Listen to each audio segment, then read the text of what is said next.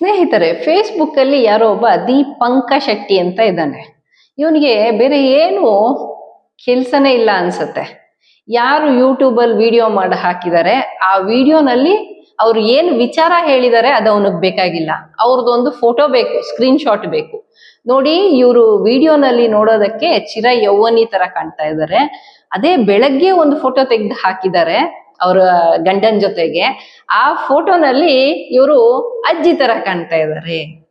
AI ಹೆಂಗ್ work ಆಗ್ತಾ ಇದೆ, ಟೆಕ್ನಾಲಜಿ ಹೆಂಗ್ ವರ್ಕ್ ಆಗ್ತಾ ಇದೆ ಅಂತ ಎಕ್ಸಾಂಪಲ್ ತೋರ್ಸಕ್ಕೆ ಈ ಹಳೆ ಬಿಗೆ, ಈ ದೀಪಂಕ ಶೆಟ್ಟಿಗೆ, ಇವನಿಗೆ ಬೇರೆ ಹೆಣ್ಮಕ್ಳು ಫೋಟೋ ಬೇಕು.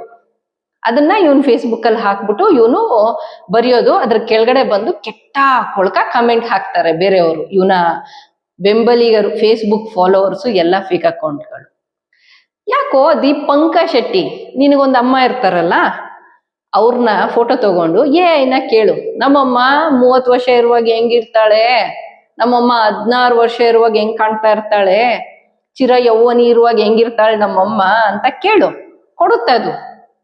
ನಿಮ್ಮಮ್ಮ ಪುಟ್ಟ ಮಗು ಇರುವಾಗಿಂದ ತೊಟ್ಲಲ್ಲಿ ಉಳಳ ಬೇಬಿ ಇರ್ತಾರಲ್ಲ, ಅವಾಗಿಂದ ಇವತ್ವರ್ಗುನು ಎವಲ್ಯೂಷನ್ ಅನ್ನ ಕೊಡುತ್ತದು ಏಯ್. ನಿಮ್ಮಮ್ಮನ ಫೋಟೋಸ್ನ ಹಾಕು. ಉದಾಹರಣೆಗೆ ಕಂಡೋರ್ ಮನೆ ಹೆಣ್ಮಕ್ಳು ಬೇಕಲ್ಲ ನಿನಗೆ, ನಿಮ್ಮಮ್ಮನ್ನ ಹಾಕೋ. ದೀಪಂಕ ಶೆಟ್ಟಿ ಅದನ್ನ ಹಾಕು ನೀನು. ಆಮೇಲೆ ಬೇರೆ ಹೆಣ್ಮಕ್ಳ ಬಗ್ಗೆ ನೀನ್ ಬರೆಯುವಂತೆ. ಇವಳು ಯಾರು, ಇವಳ ಬಗ್ಗೆ ಡೀಟೇಲ್ಸ್ ಇದ್ರೆ ನನಗೆ ಇನ್ಬಾಕ್ಸ್ ಮಾಡಿ. ಏನ್ ದೊಡ್ಡ ಆಫೀಸರ್ ಇವನು, ಇಲ್ಲ ರೌಡಿ ಶೀಟರ್ ಇವನು? ಯಾವನೋ ನೀನು ಕೇಳಕ್ಕೆ? ಯಾವನ್ ನೀನು ಅಂತ ನಿನಗೆ ಯಾಕೋ ಬೇಕು ಕಂಡೋರ್ ಮನೆ ಹೆಣ್ಮಕ್ಳ ಡೀಟೇಲ್ಸು ಅಲ್ವಾ? ಕಂಪೇರ್ ಮಾಡ್ತೀಯ. ಮತ್ತೆ ಇನ್ನೊಂದು ಪೋಸ್ಟ್ ಅಬ್ಸರ್ವ್ ಮಾಡಿದೆ ನಾನು. ಆ ಪೋಸ್ಟ್ ಅಲ್ಲಿ ಏನ್ ಹೇಳ್ತೀಯ ನೀನು? ಅಲ್ಲಿ ಡಾಕ್ಟರ್ ಒಬ್ರು ಒಂದು ಹೆಣ್ಮಗಳು ಪಶ್ಚಿಮ ಬಂಗಾಳದಲ್ಲಿ ರೇಪ್ ಅಂಡ್ ಮರ್ಡರ್ ಆಗಿರತ್ತೆ. ಆ ಹೆಣ್ಮಗಳ ತಾಯಿಗೆ ಬಿಜೆಪಿಯವರು ಟಿಕೆಟ್ ಕೊಟ್ಟಿರ್ತಾರೆ. ಆ ಹೆಣ್ಮಗಳಿಗೆ 1 ವರ್ಷದ ಒಳಗೆ ನ್ಯಾಯ ಸಿಕ್ಕಿರತ್ತೆ. ಅಲ್ಲಿ ಡಿಪಾರ್ಟ್ಮೆಂಟು ಅಷ್ಟು ಸ್ಪೀಡ್ ಆಗಿ ವರ್ಕ್ ಮಾಡತ್ತೆ. 2024 ಆಗಸ್ಟ್ ಅಲ್ಲಿ ಆದ ಒಂದು ಘಟನೆಗೆ 2025 ಜಾನ್ವರಿಗೆನೆ ಜಡ್ಜ್ಮೆಂಟೇ ಬಂದ್ಬಿಡುತ್ತೆ. ಆರೋಪಿಗೆ ಜೀವಾವಧಿ ಶಿಕ್ಷೆ ಆಗತ್ತೆ. 17 ಲಕ್ಷ ರೂಪಾಯಿ ಮೃತಪಟ್ಟ ಡಾಕ್ಟರ್ ಏನಿದ್ದಾರೆ, ಆ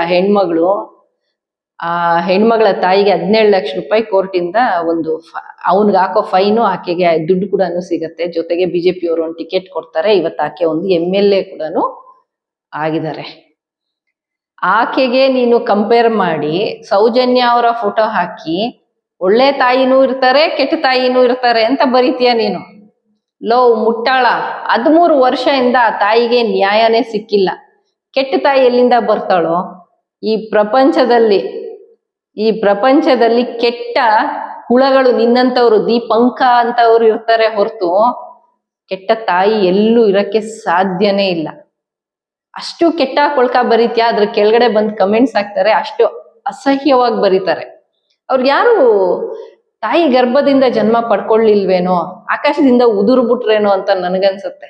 ಆಕಾಶದಿಂದ ಅಂತೂ ಉದ್ರಿರಲ್ಲ, ಯಾವ್ದಾದ್ರು ಕೊಚ್ಚೆ ಕೊಳಕು ಮೋರಿಯಿಂದ ಹಿಂಗೆ ಹುಳಗಳ ರೀತಿ ಎದ್ದು ಬಂದಂಗೆ ಕಾಣಿಸ್ತಾರ ಅವರೆಲ್ಲ. ನನ್ಗೆ ಮನುಷ್ಯರ ತರಾನೇ ಫೀಲ್ ಆಗಲ್ಲ. ಸರಿ, ನಾನ್ ಬಂದು ನಿನ್ ಫೇಸ್ಬುಕ್ ಅಲ್ಲಿ ನೋಡಕ್ ಕಾರಣ, ನೀನು ನನ್ನ ಫೇಸ್ಬುಕ್ ಅಲ್ಲಿ ಇಣುಕಿ ಫೋಟೋಗಳನ್ನ ಕದ್ಕೊಂಡು ಹೋಗಿ ಹಾಕಿ ಎಕ್ಸಾಂಪಲ್ ಕೊಟ್ಟಿದ್ಯಲ್ಲ. ನಾನು ಯಾವ ವಿಚಾರಕ್ಕೆ ಸೋಷಿಯಲ್ ಮೀಡಿಯಾದಲ್ಲಿ ಮಾತಾಡ್ತಾ ಇರ್ತೀನಿ, ಆ ವಿಚಾರವನ್ನ ಗಮನಿಸು. ಆ ವಿಚಾರಕ್ಕೆ ನಿನ್ನದೇನಾದ್ರೂ ಕೊಂಕಿದ್ರೆ ಅದನ್ನ ಬರಿ. ನಿನ್ ಕೈ ಬೆರಳುಗಳಿಗೆ ಏನು ದೊಡ್ಡ ರೋಗ ಬಂದಿಲ್ಲ ತಾನೆ, ಕುಷ್ಠ ರೋಗ ಬಂದಿಲ್ಲ ತಾನೆ? ಬಂದ್ಬಿಡತ್ತೆ. ಈ ತರ ಕೆಟ್ಟ ಕೊಳಕು ಬರ್ದೆ ನಿನ್ನ ಕೈಗೆ ರೋಗ ಬಂದು ಹೊರಟೋಗ್ತೀಯ ನೀನು. ಅಷ್ಟು ಅಸಹ್ಯವಾಗಿ ಬರೀತೀಯಲ್ಲ ನೀನು. ನಾಚಿಕೆ ಆಗಲ್ವಾ ನಿನಗೆ? ನಾಚಿಕೆ ಇಲ್ಲ ಬಿಡು, ನಾಚಿಕೆ ಇಲ್ಲದೆ ಇರೋದಕ್ಕೆ ಹಂಗೆಲ್ಲ ಬರಿತಾ ಇರೋದು. ಅಂಡ್ ಒನ್ ಮೋರ್, ದೀಪಂಕ ಶೆಟ್ಟಿ, ನೀನು ಬೇರೆ ಮನೆ ಹೆಣ್ಮಕ್ಳು ಫೋಟೋ ನಿಂಗೆ ಹಾಕ್ತಾ ನೀನು ಇನ್ನೊಂದು ಹೆಣ್ಮಗಳಿಗೆ ನ್ಯಾಯ ಸಿಗ್ಬಾರ್ದು ಅಂತ ಇನ್ನೊಂದ್ ಕಡೆ ಬರಿತಾ ಇದ್ರೆ, ನಿನ್ನಂತವರೇ ಯಾರೋ 4 ಜನ ಫೇಕ್ ಅಕೌಂಟ್ಗಳನ್ನ ಇಟ್ಕೊಂಡು ಅಲ್ಲಿ ಬಂದು ನಿನಗೆ ಸಪೋರ್ಟಿವ್ ಆಗಿ ಮಾತಾಡ್ಬೋದು. ಆ ಭಗವಂತ, ಈ ಪ್ರಕೃತಿ, ತಾಯಿ ಮನಸ್ಸಿರುವ ತಾಯಂದ್ರು, ಒಳ್ಳೆ ತಾಯಿಯ ಗರ್ಭದಿಂದ ಜನ್ಮ ಪಡೆದಿರುವಂತಹ ಒಂದೇ ಒಂದು ಮಗು ಕೂಡ, ಒಂದೇ ಒಂದು ಮನುಷ್ಯ ಕೂಡ ಅಲ್ಲಿ ಕೆಟ್ಟದಾಗಿ ಕಮೆಂಟ್ ಹಾಕ್ಲಿಕ್ಕೆ ಸಾಧ್ಯನೇ ಇಲ್ಲ. ನಾನು ಯೂಟ್ಯೂಬಲ್ಲಿ ಯಾಕೆ ವಿಡಿಯೋ ಮಾಡ್ತೀನಿ, ನಾನು ಫೇಸ್ಬುಕ್ಕಲ್ಲಿ ಯಾಕೆ ಬರಿತೀನಿ, ಆ ವಿಚಾರದ ಬಗ್ಗೆ ನಿನಗೇನಾದ್ರೂ ತಕರಾರಿದ್ರೆ ಅದನ್ನ ಬರಿ, ದೀಪಂಕ, ಆಯ್ತಾ? ನೀನು ಇಲ್ಲ ಅಂತಂದ್ರೆ ಬರಿಬೇಡ, ಅಥವಾ ನೀನ್ ಬರೆದ್ರು ನನಗೇನು ಡಿಫ್ರೆನ್ಸ್ ಆಗಲ್ಲ, ಆಯ್ತಾ? ನಿಮ್ಮ ತಾಯಿ ಕೂಡ ಇವತ್ತು ಅಜ್ಜಿನೇ, ಯಾಕಂದ್ರೆ ನಿನ್ನಷ್ಟು ದೊಡ್ಡ ಕತ್ತೆ ಜನ್ಮ ಕೊಟ್ಟಿದ್ದಾರೆ. ಇಷ್ಟು ದೊಡ್ಡ ಕತ್ತೆ ಬದುಕಿದೆ ಅಂತಂದ್ರೆ ಆ ತಾಯಿ ಬದುಕಿದ್ರೆ ಆ ತಾಯಿ ಕೂಡ ಇವತ್ತು ಅಜ್ಜಿನೇ, ಆಯ್ತಾ?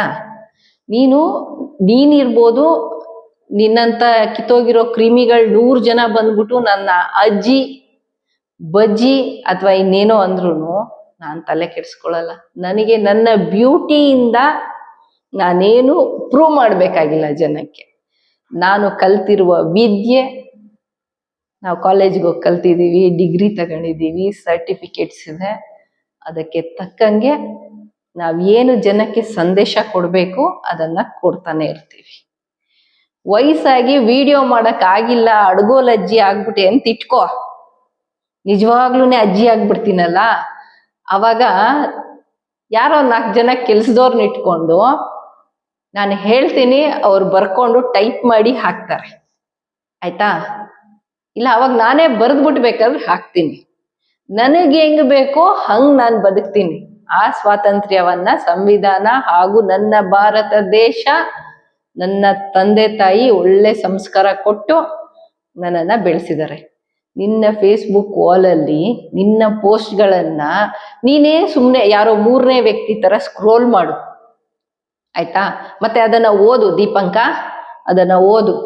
ಅದು ಒಳ್ಳೆ ದೀಪಂಕ ತರನೇ ಇರತ್ತದು, ಅರ್ಥ ಆಯ್ತಾ? ಅದನ್ನ ನೋಡಿ ಯಾರಿಗೂ ಯಾವ ಮೆಸೇಜು ಹೋಗಲ್ಲ. ಒಂದು 3rd ಕ್ಲಾಸ್ ಫೇಸ್ಬುಕ್ ಪೇಜ್ ತರ ಇದೆ ಅದು ದೀಪಂಕ. ಆ ಪೇಜ್ ನಿಜವಾಗ್ಲೂ ಒಂದು ಒಳ್ಳೆ ಮನೆಯಲ್ಲಿ ಹುಟ್ಟಿರುವಂತಹ ಯಾರು ಅದನ್ನ ಓದಿ ಜೀರ್ಣ ಮಾಡ್ಕೊಳಕ್ಕಾಗಲ್ಲ. ಥೂ, ಇದೆಂತ ಕ್ರಿಮಿ, ಛೀ ಇದೆಂತ ನಾಯಿ, ಥೂ ಇದೆಂತ ಬಿ, ಇದೆಂತ ಬೋ, ಇದೆಂತ ಸೂ ಅಂತ ಹೇಳಿ ಬೈಕೋತಾರೆ. ಅಂತ ಮಗ ನೀನು ಅಂತ ಅನ್ಕೊಂಡ್ಬಿಡ್ತಾರೆ. ಸೊ ಅದು ಯಾವುದು ನೀನಲ್ಲ ಅಂತಂದ್ರೆ, ಹಂಗೆಲ್ಲ ಆಗ್ಬಾರ್ದು ಅಂತಂದ್ರೆ, ಇನ್ನು ಮುಂದೆ ಆದ್ರೂ ಬದಲಾವಣೆ ಜಗದ ನಿಯಮ ದೀಪಂಕ.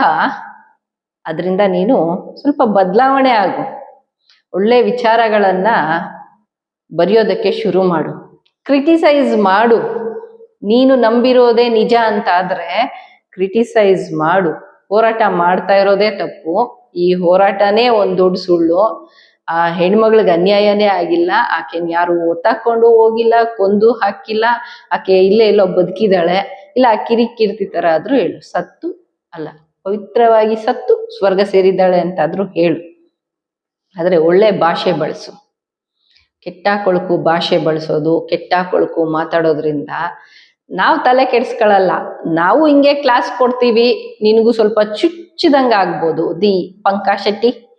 ಓಕೆ, ಎನಿವೇಸ್ ಫ್ರೆಂಡ್ಸ್, ಈ ವಿಡಿಯೋ ಅವನಿಗೆ ರೀಚ್ ಆಗತ್ತೆ ಬಿಡಿ, don't worry. Thank you for watching this video. Thank you friends.